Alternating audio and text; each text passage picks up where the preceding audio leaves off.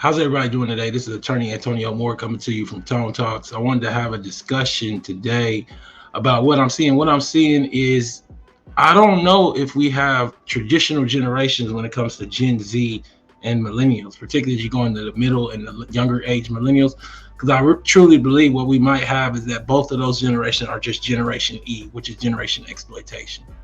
I want to talk about it today and just break it down for you. Let's get into it. So when I look at Generation E, I'm looking at six things in particular. I'm looking at the rise of gig jobs. I'm looking at the birth of Klarna, the legalization of sports gambling, the death of the CFPB. And how many people have heard about the CFPB? Consumer Financial Protection Bureau. OnlyFans and its rise. And then lastly, artificial intelligence awakens. So you have these things combining to create this exploitation generation that then tries to mimic and live in the shadow of a boomer generation that basically ate everything and left little to nothing by printing money and basically retiring for 25 and 30 years with not enough in Social Security or in savings. And now here we are, and nobody wants to look at the truth of it, that you're here to get exploited from the day you was born. Let's get into it. So I kind of want to talk about it today. And we'll just start right off with the gig jobs. And we're seeing with the gig jobs. Listen, I'm about to tell everybody who has a regular shift job, get a job. Get a job. That's all I hear because I DoorDash, Instacart, merchandise to make my money. And guess what? I make as much money, if not more, than people who work 40 hours a week on less than 40 hours a week. And then I have time to play games on my phone for money. If you don't know about that, go watch. That what gig jobs are doing is, as shown in this LA Times article, is the gig economy sucked in millennials like me. Will we ever get out? And I believe it's designed for you never to get out. Gig jobs basically are jobs without the benefits of a job in the traditional sense of a good middle class life. You don't have any security. You don't have any vacation time. You're an independent contractor, but they still control your movement through surge pricing and the like. But in reality, you are an employee without the benefits of being an employee. Unionization is largely little to nothing. And it was all created under Barack Obama. I want to make sure that everybody that is watching is from Generation E understands that under Barack Obama, both boomers and also Gen Xers that were sucked in by culture because they did not understand politics, voted for a neoliberal that effectively gave the gateway for gig jobs to even exist by not shirking back on 1099 laws.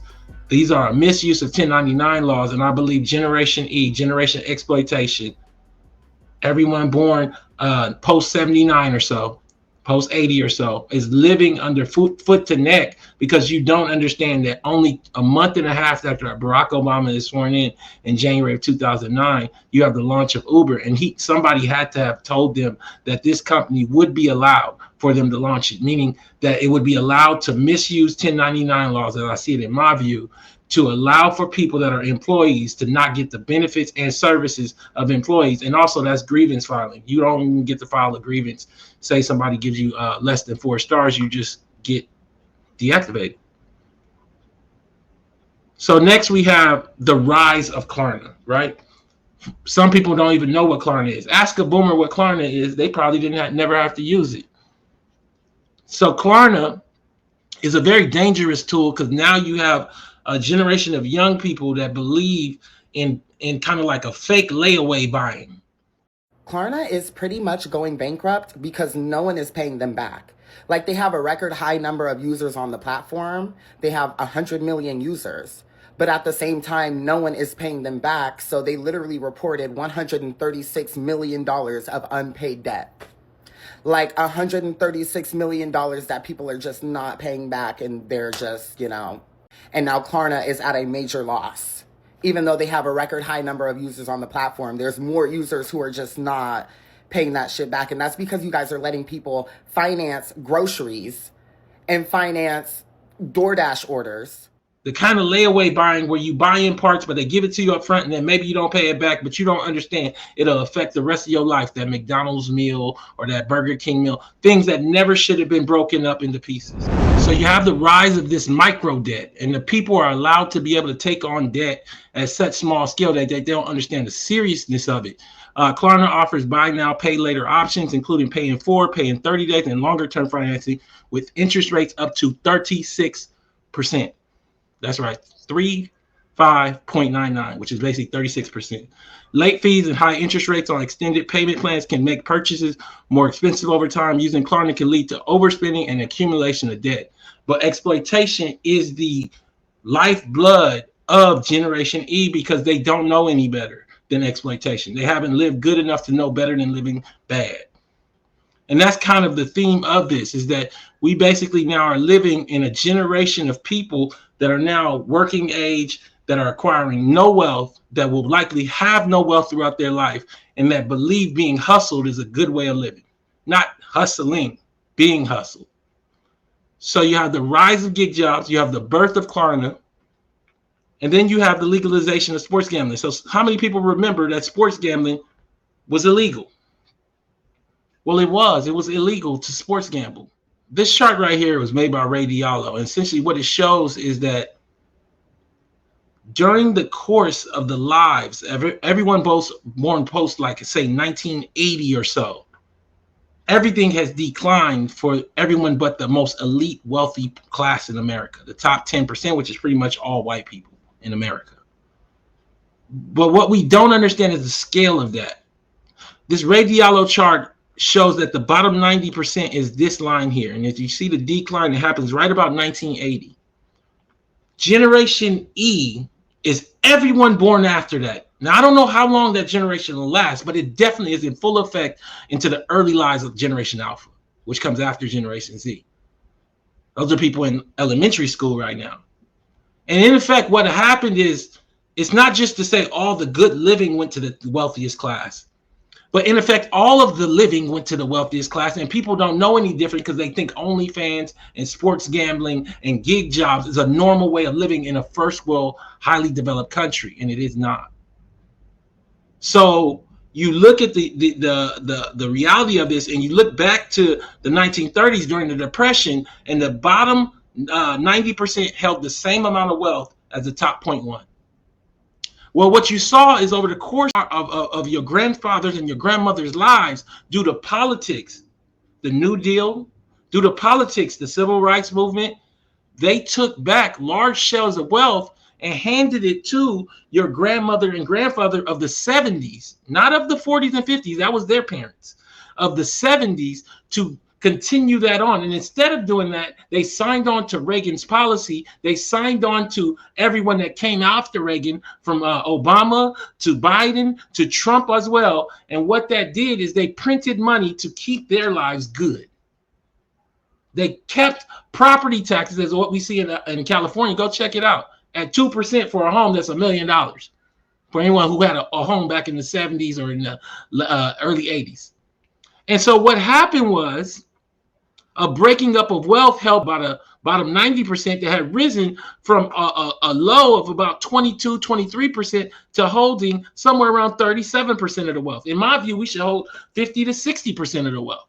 And we should all be living spectacular lives. But instead of doing that, the top 0.1 indoctrinated a celebrity-esque decadent veil, fabulization, lifestyles of the rich and famous, value system into the lower part of society. And when I say the lower part, I'm talking about people worth less than $400,000, $300,000 in net wealth. That's pretty much all of the society. And what happened was they were able to claw back a valuation system where we look at Musk and we look at Bezos and we don't see the immature, childish children that they are. In my view, what we actually see is a sort of genius that wasn't genius, it was policy. And Generation E is the generation that bears the consequence of this, because the people that have been retired 20 years have not said that they're willing to go back to work because their retirement is all eaten up. How many people in the chat know that are watching right now that the retirement age has been eking towards 70 years old? It wasn't 70 years old when your grandmama retired, but it's going to be 75 by the time you retire. So generation exploitation, Generation E, is this large grouping of people that don't know no better than dropping off packages. Okay.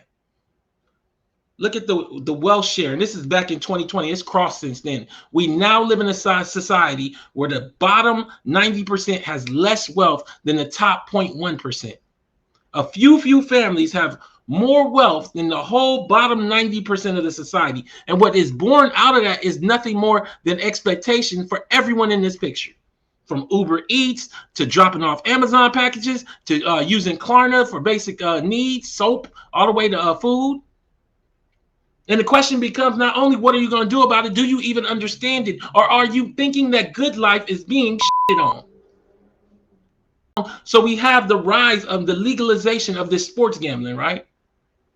So for 25, 30 years, no one sports gambled because you had to go to Vegas to do it. You had to go to Atlantic City to do it. Well, after this ruling at the state level, these gambling houses indoctrinated themselves at the state level and then used PACs to actually allow themselves to move toward federal policy that allows them to get into your homes and your phones, to keep your young people, to keep your middle-aged people hooked on not only the sports gambling, but also the little games and stuff you play on the phone.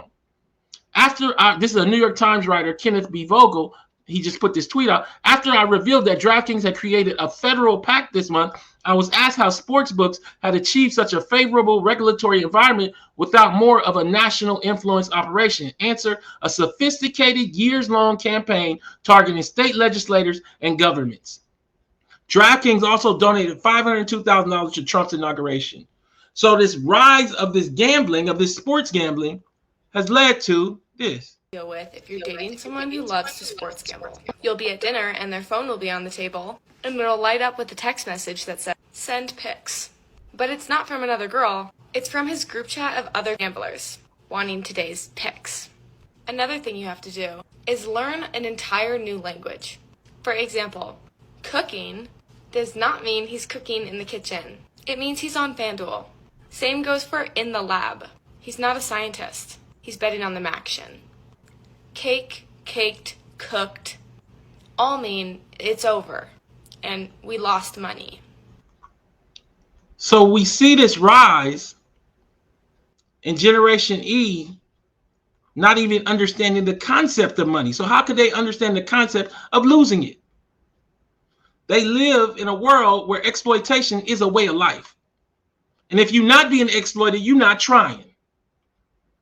But what was supposed to protect them was the CFPB. How many people know about the CFPB? Not a lot of you guys. But the Consumer Financial Protections Bureau that led to policies being set in place, like a cap on overdraft fees. I think it was $8 at banks instead of $35 and $40. So you overdraw more. So they keep you in that debt cycle. They're scaling that back. Consumer advocates warn today that illegal efforts by the Trump administration to shut down the CFPB endangers the entire economy, as well as critical work to protect families from financial ruin. Unlawful shutdown of consumer agency endangers working families, honest businesses, and the economy. All I'm saying to you today, before I continue on, is that Generation Z and Millennials are combined as the exploitation generation. That's for all of your children, and that's for many of you. I don't know if you understand what the next consequence of that is, because you are in the consequence. You're picking up packages and dropping them off early in the morning. You're driving around with no insurance, or a car doing Uber without the proper insurance, which is commercial insurance. You're Airbnb-ing your home while you live in your home. You don't know anything about stability because you don't know nothing about vacation. You sports gambling because you think that's a way to make money when it ain't nothing but a way for the house to win all the time over your own home. And then you try to build relationship in that, and you don't understand. Two exploited people don't know shit about relationship, not a healthy one. Then we have the rise of what? We see the rise of OnlyFans.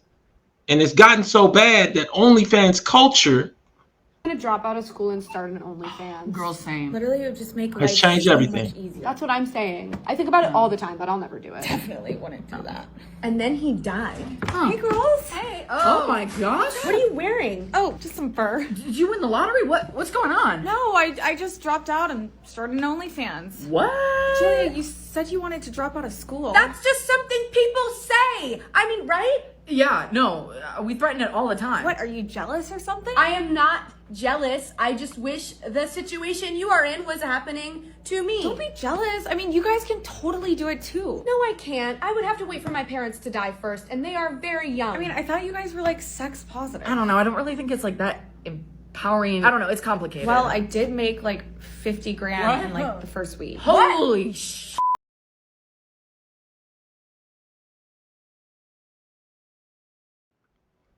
So you see the sexualization, particularly of our young women, through this OnlyFans era, where things that were in the certain part of town are now readily available on the phone, making moral parenting even harder than ever, making being a person that sees that as wrong as problematic as ever. The new face of exploitation, how OnlyFans culture is targeting our youth. In a world where social media constantly evolves, parents face a growing challenge: the normalization of online sexual exploitation through platforms like OnlyFans. What began as a subscription-based content service has morphed into a thriving adult industry that increasingly targeting younger demographics. Well, if you see everybody who is college educated, who's 15 and 20 years older than you, and they don't have no money because they were part of the early part of generation exploitation, and nobody explained to you that this whole thing is an exploitation, you don't know OnlyFans is only another doorway to exploitation.